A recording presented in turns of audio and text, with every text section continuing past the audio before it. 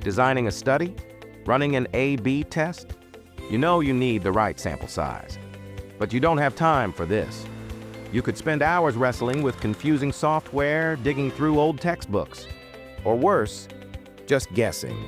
And guessing leads to two dead ends. An underpowered study with results that are statistically useless.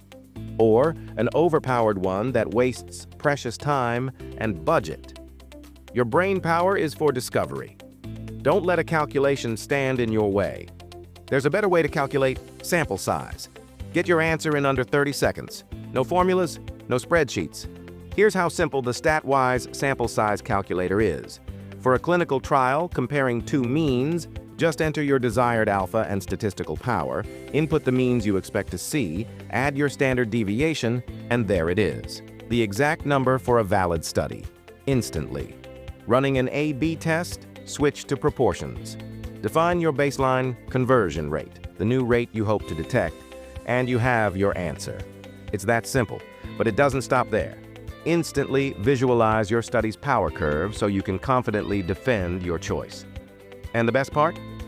StatWise writes the summary for you, a professional paragraph, ready to copy and paste directly into your research methods section of a protocol or manuscript.